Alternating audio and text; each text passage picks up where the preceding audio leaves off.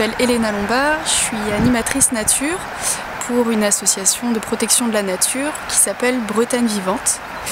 Et je travaille en fait sur une réserve associative qui s'appelle la réserve Paul Lapique, qui est située dans les Côtes d'Armor du côté de Paimpol, à Ploubalanec.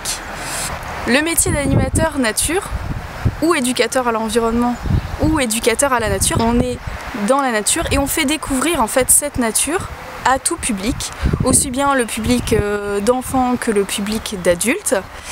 Et l'idée de l'animation nature, en fait, c'est de faire découvrir cette nature ordinaire et de donner des pistes pour que les gens se sentent sensibilisés à cette protection de la nature. On connaît finalement facilement le tigre du Bengale ou l'éléphant d'Afrique, mais finalement l'oiseau qu'on va trouver ici sur le littoral, les bernaches cravants, bon, les mouettes, les goélands, ou alors d'autres petits passereaux, on les connaît peut-être moins parce qu'on voilà, on s'y intéresse moins, et nous on est là aussi pour justement aider les gens à prendre le temps d'observer ce qui les entoure.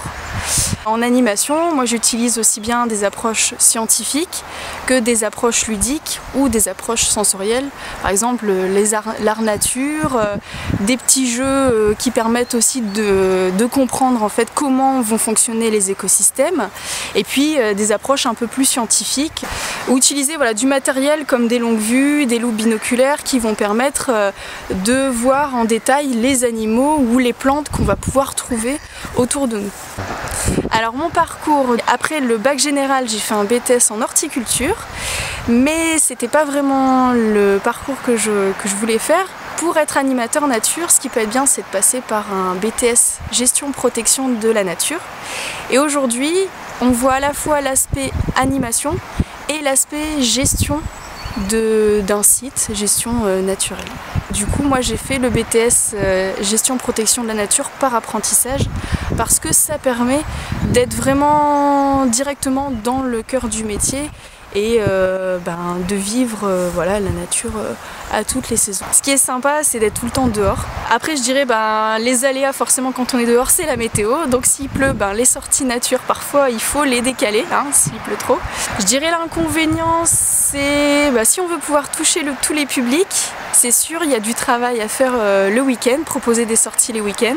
L'animation, il faut toujours être au top, c'est-à-dire que on n'a pas le droit d'arriver dans une école et d'être triste ou d'être fatigué.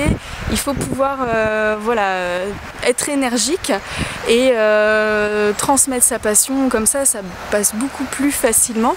Donc c'est vrai que ça pompe pas mal d'énergie, mais le public en redonne aussi, et c'est ça qui est chouette. Pour entrer dans ce métier, le conseil que je donnerais, ça serait de se faire son réseau à travers voilà, des stages, se faire des expériences, rencontrer du monde, des professionnels de l'environnement, des animateurs nature, aller les rencontrer et puis voilà, faire des stages auprès d'eux pour vraiment se rendre compte du métier et voir si ça plaît, si on veut poursuivre là-dedans, et cibler peut-être des formations. Donc là je parlais du BTS gestion protection de la nature, mais il y a également des BPGEPS, donc ça c'est aussi un niveau, c'est un brevet professionnel où il y a maintenant l'option en fait environnement.